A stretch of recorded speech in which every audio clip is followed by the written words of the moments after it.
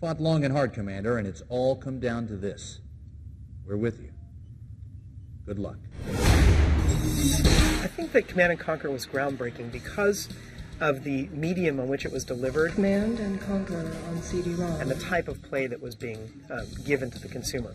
The first time I saw Command&Conquer was at E3. I had walked into the Westwood booth, and the first thing I saw was this in-game pre-rendered cutscene of this AWACS plane crashing into kind of a minaret, a tower, and exploding into a ball of flame. It was only 4 or 5 seconds, but just that one clip had me.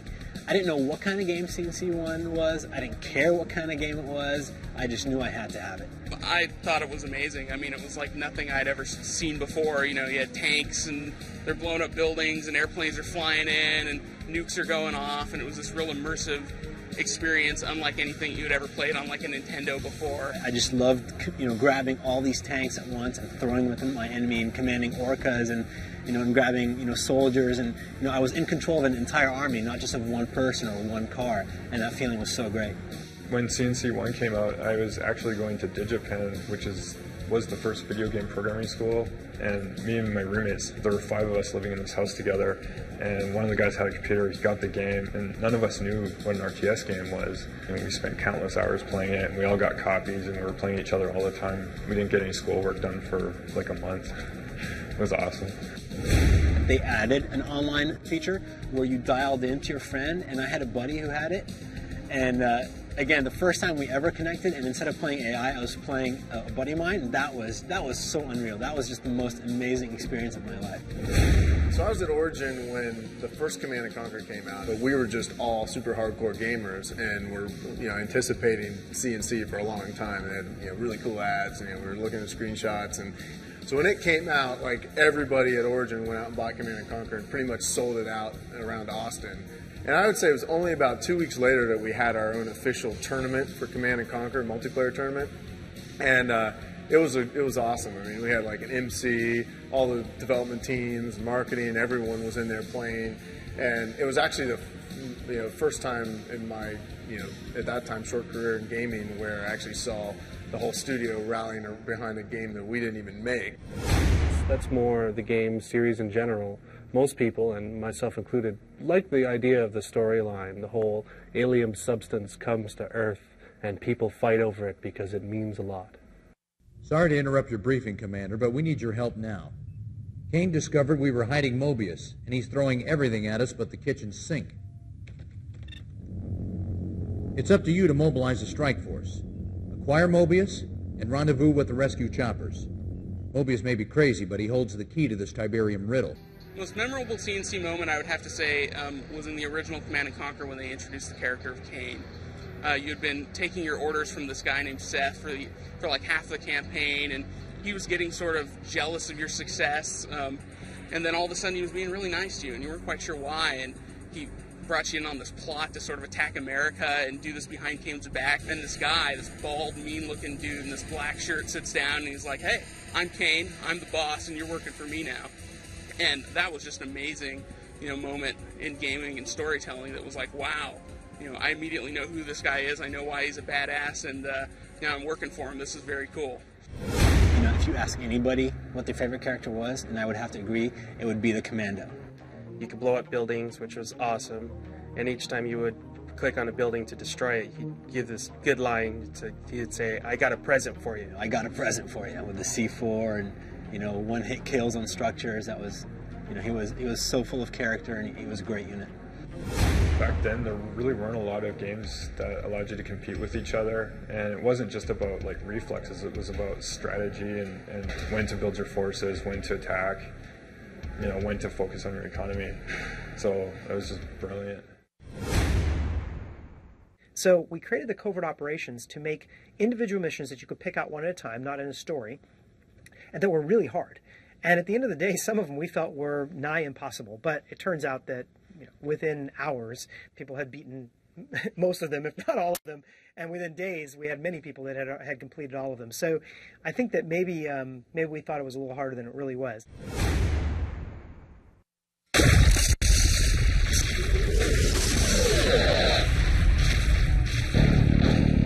Well, at first, the reason we really were inspired to create Red Alert was fans wanted more. People wanted more Command and Conquer, and we clearly couldn't put the kind of number of years into the product to sort of start from scratch and build a whole new thing.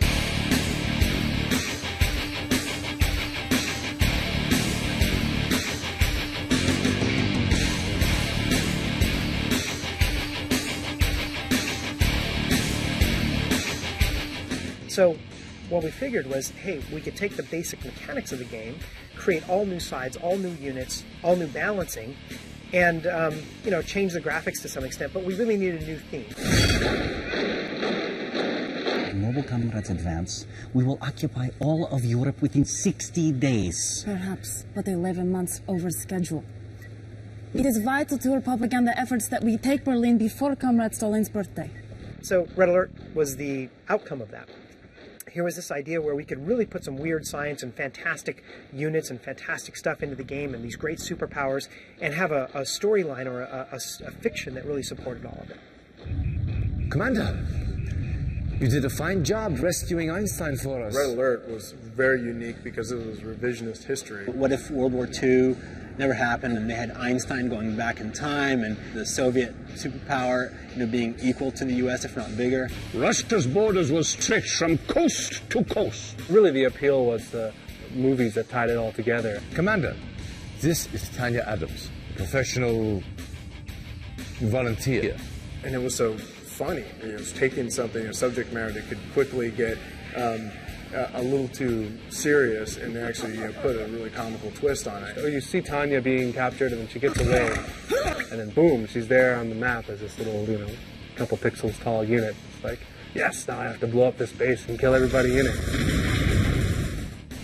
A lot of people don't know that Red Alert was actually an expansion pack to C&C. And it was supposed to be kind of this alternate kind of Command and Conquer thing, and then they ended up thinking that it was so good that they made it a standalone product. It sold blockbuster numbers. To this day is still a favorite of the series. It's Stalin!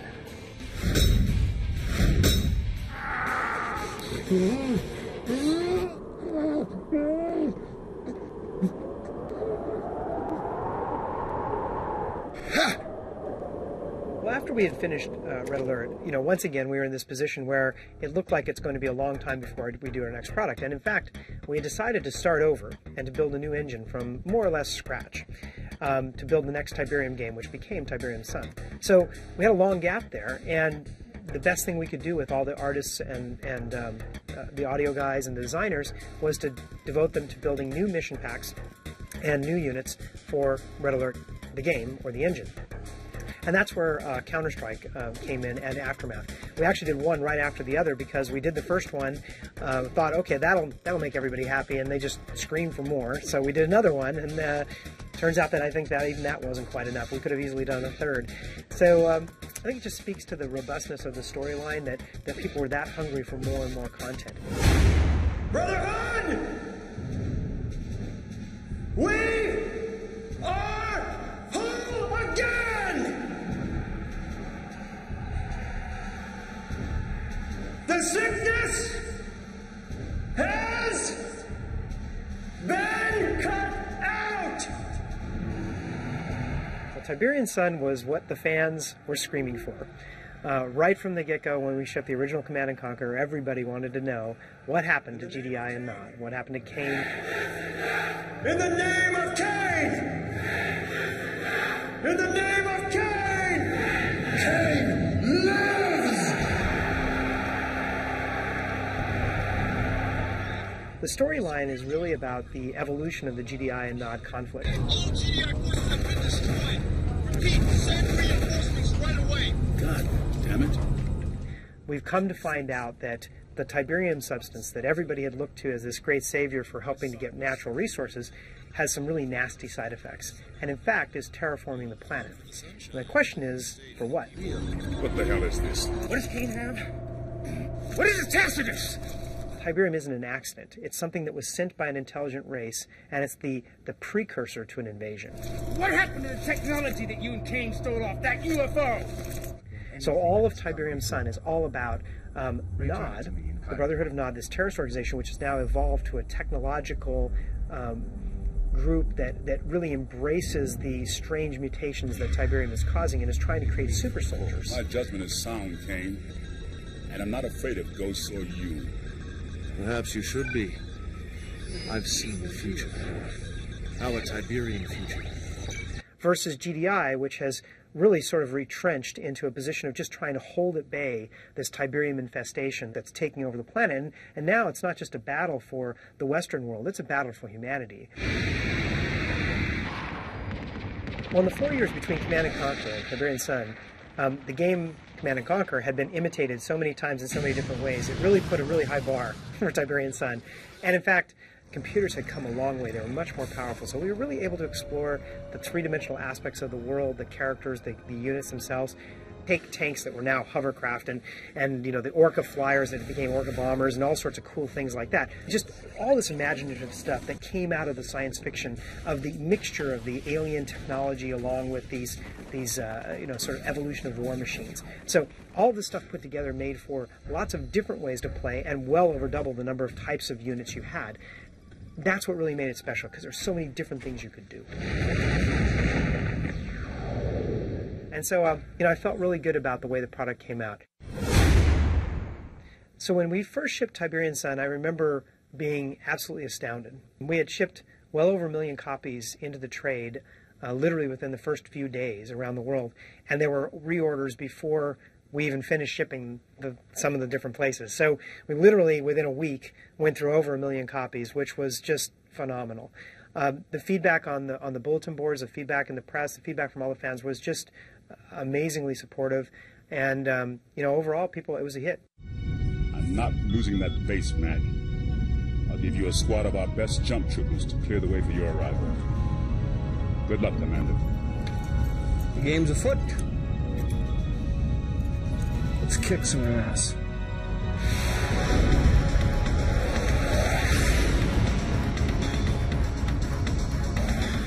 So as we finished up Tiberian Sun and we were working on our next product, and which ultimately became Red Alert 2, we really wanted to make sure that the expansion pack on this product did something a little different. So we added a third side through the expansion pack, which was the first time we actually had done that, and that side was Cabal. Here was this artificial intelligence created by Kane, and really was supposed to be like a master control computer that would help him wage battles, but it became sentient and ended up running the show all on its own. So here was this strange allegiance between Nod and GDI, who are bitter enemies, but recognizing that this thing was actually more dangerous and potentially more damaging than either one of them could be. So they had a sort of very strange and brief alliance to try to put down Cabal. And it made for a great storyline in Feuersturm, and some of the missions were the most exciting and the most challenging missions of any of the mission packs ever made for a Command & Conquer game. Mr. President, I'm afraid we have a heck of a situation down here. According to NORAD, we've got Soviet aircraft coming at us from all directions and ground troops pushing up through Mexico. You're throwing everything you've got at us. Listen very carefully. I am not your pet, Mr. President. You know, we'll retaliate. Oh, don't be so sure, Mr. President.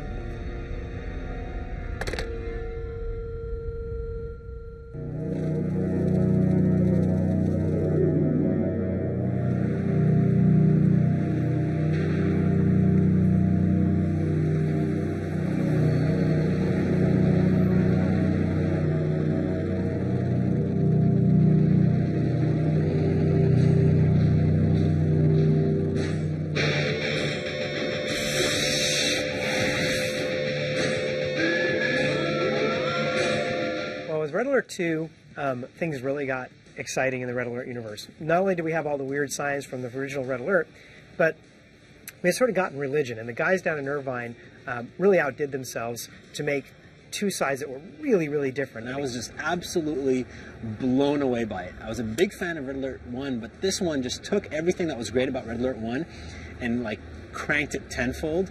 It was super fast-paced. Red Alert 2 had units like, you know, mind-controlled dolphins and squids and psychic soldiers and, you know, Kirov blimps with these giant, you know, demon faces painted on the front that would drop bombs.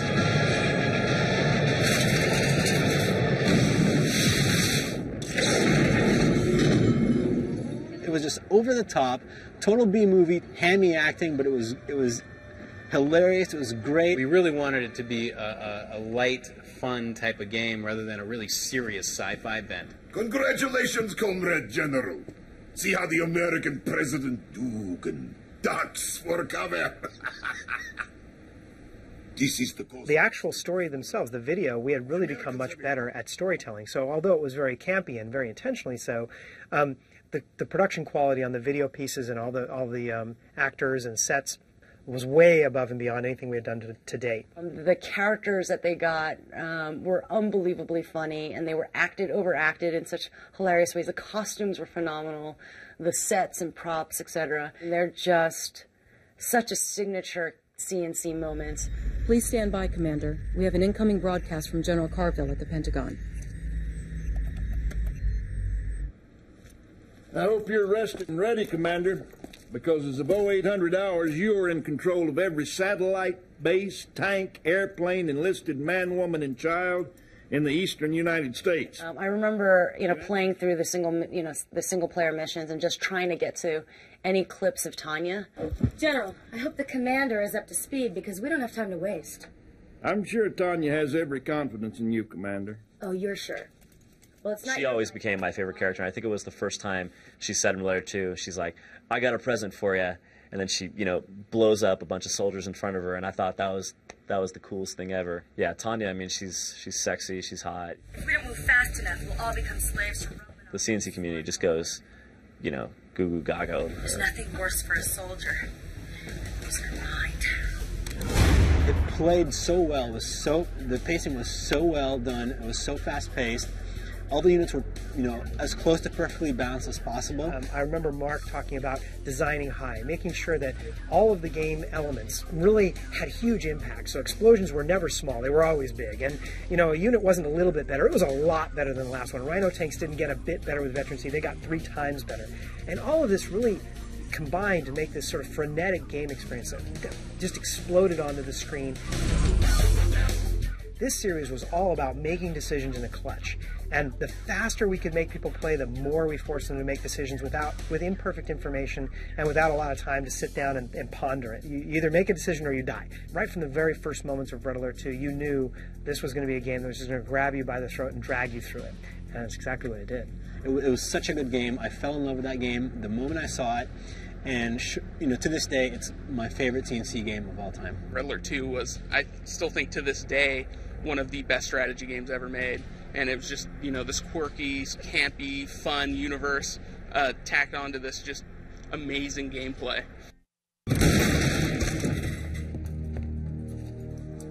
Where's Romanoff? When you're done patting yourself on the back, I have a little proposition for you.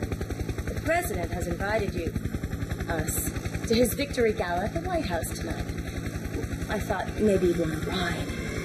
Just listen for the sound of the helos.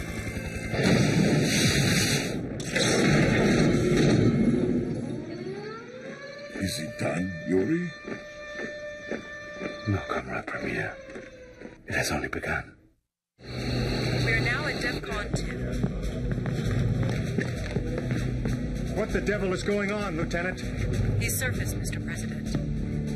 I'm sure you all recognize this man. We know him only as Yuri, fugitive advisor to Soviet Premier Romanov. While we were busy fighting the Soviets, Yuri was using his mind control technology to establish a secret army of his own. With Yuri's Revenge, we needed a villain that was, you know, everything Kane was to the original Command and Conquer's even more. Constructed some sort of device there. What kind of device? Perhaps I can explain, Mr. President. Yuri. The device is called a psychic dominator. There is a network of such devices spread across the globe.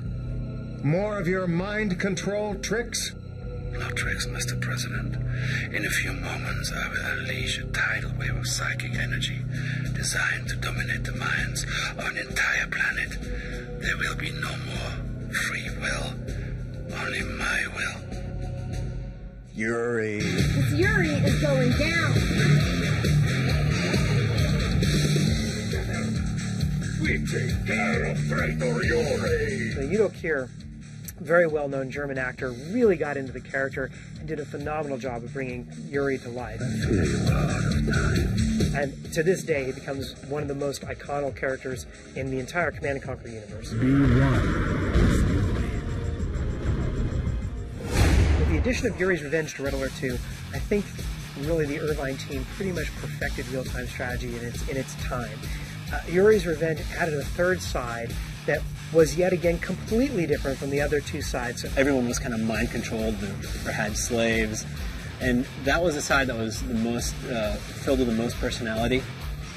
You could explore your character of how you would do your strategy in totally different ways, and these units could combine. The IFBs could actually, you could take one unit and stick it inside another unit and change its functionality, and there were so many different possible combinations that it felt like you were constantly discovering new units that could be used in the battlefield. It was, I think to this day that I know of, the beefiest or meatiest expansion pack for any RTS game, and really for any game that I've played.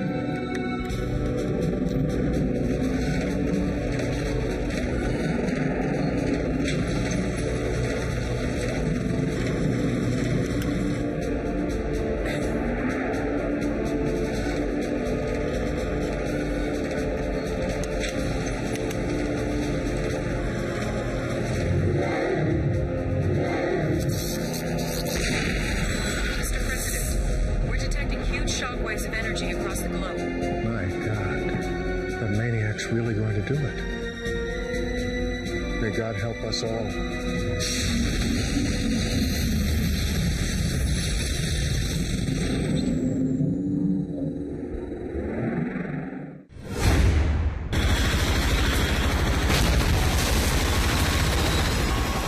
From the very first Command & Conquer, there was this character, which was the Commando. And he really was just like 6 pixels high, but he had these great voice bits, these little clips. Like, I got a present for you, and, you know, that was left-handed. And it had all this attitude, this sort of Rambo-esque attitude. And so from that very moment, we had decided we wanted to one day do a game all about the Commando. And that's what Renegade was all about, was this one character from our Command & Conquer universe in the Command & Conquer world, and how he could make a difference in the battles. And that's what Command & Conquer Renegade was really set out to do, was to let you fully explore what it was like to be the Commando in the Command & Conquer universe. We need those reinforcements yesterday. It's a fantastic game. It was all about you going through the world and discovering what horrors Nod had created and being able to turn around and defeat them sort of single-handedly. In the modern world, great leaders resolve their conflicts with words.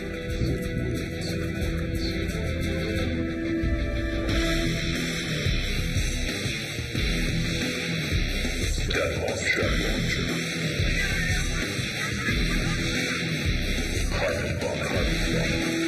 In the case of Generals, it was really to take the world of Command & Conquer, the gameplay style of Command & Conquer, and set it in a contemporary warfare theater. I mean, it's such an exciting, volatile place, you know. It seemed like great fodder for us to really center a universe around. And they were more based on kind of real-life counterparts, the Chinese, the Global Liberation Army, United States. And then we, you know, fought over the world that way. It was our first opportunity to bring Command & Conquer as a franchise into the 3D world. Finally, we had 3D hardware that could actually generate these huge cities with shadows and characters and tons of hundreds of units all battling it all out at the same time.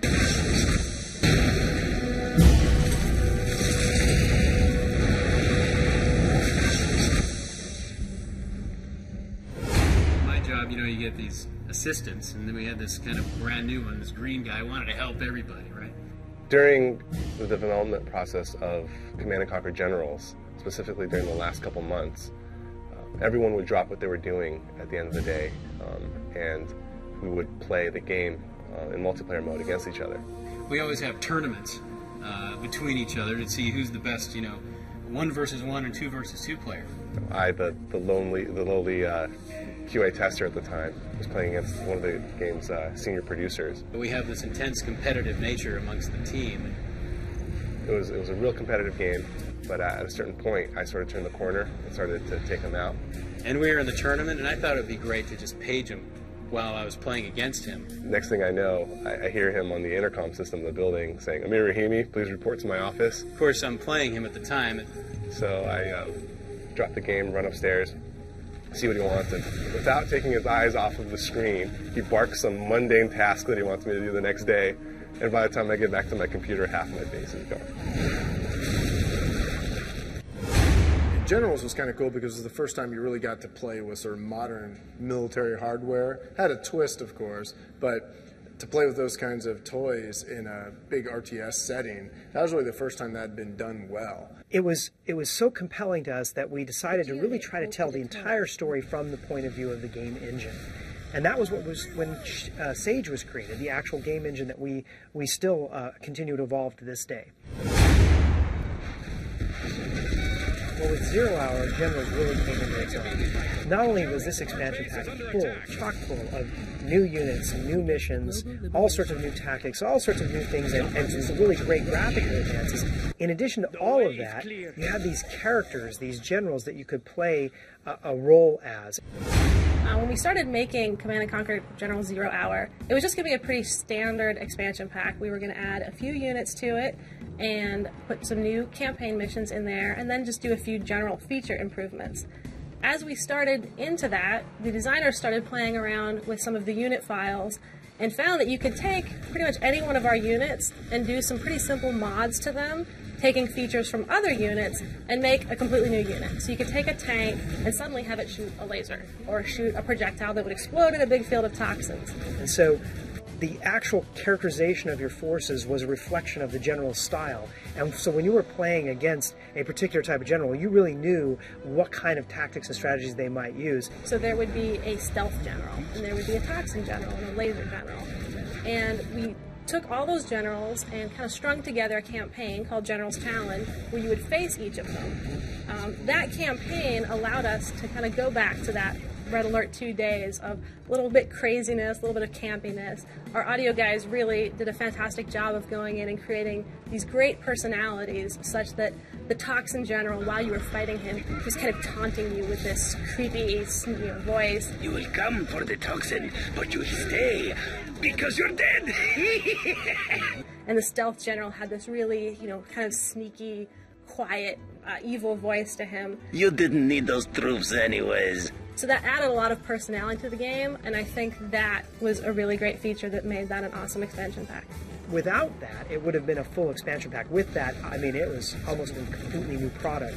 Overall, I'm a big fan of all the C&C games, but I've probably had the most fun playing 0 Hour. It was never meant to be, General. Goodbye.